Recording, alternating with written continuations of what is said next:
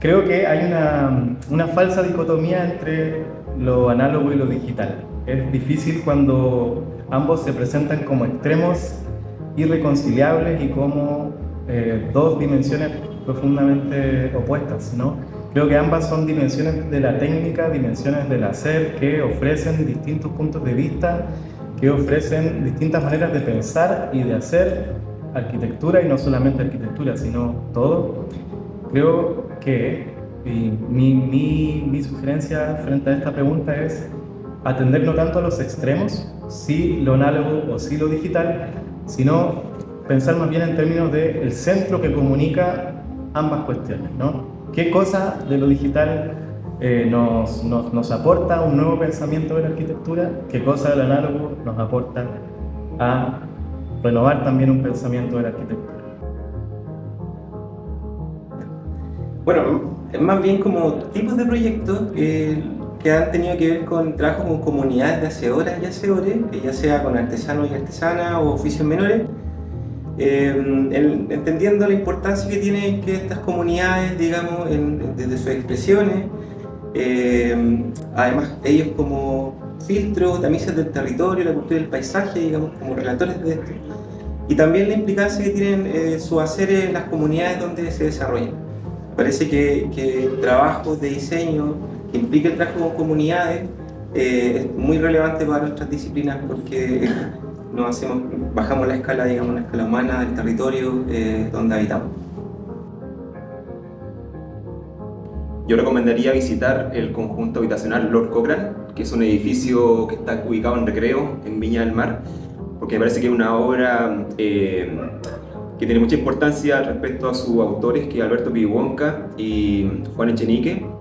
Fue un concurso de vivienda pública impulsado por la Corby, y es un proyecto que aún se encuentra muy bien cuidado y tiene una serie de programas que son muy interesantes de visitar, sobre todo para los que están en la sede de Viña del Mar.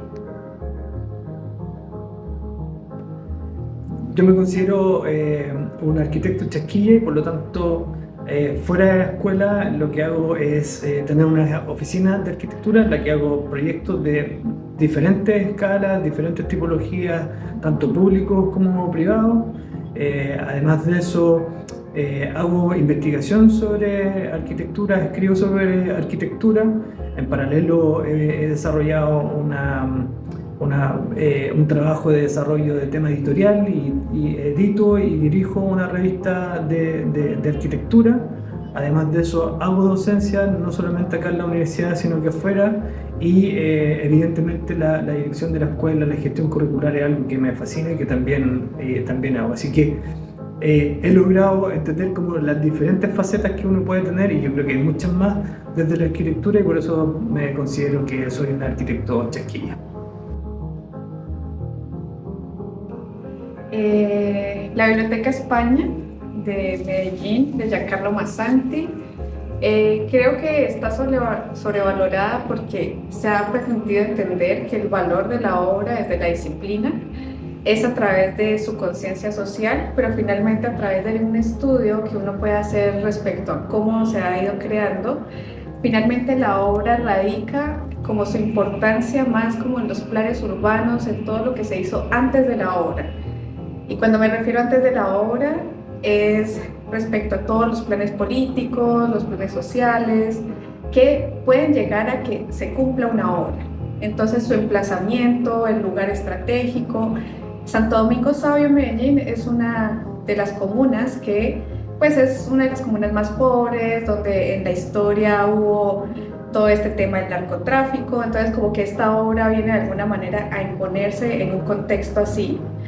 Pero finalmente es una obra sobrevalorada porque finalmente después cae en obsolescencia muy rápidamente y hoy en día está completamente desmantelada. Cayó en obsolescencia a 5 años de haber sido construida y está totalmente cerrada. Entonces no es una obra que cumpla un valor social. Entonces en ese sentido, pero hoy en día se sigue hablando de ella, sigue estando en congresos, se sigue pensando como una obra que hay que estudiar y cómo debería transformarse la periferia.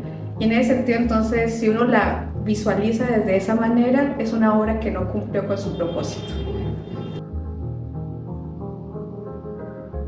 digital. ¿Por qué?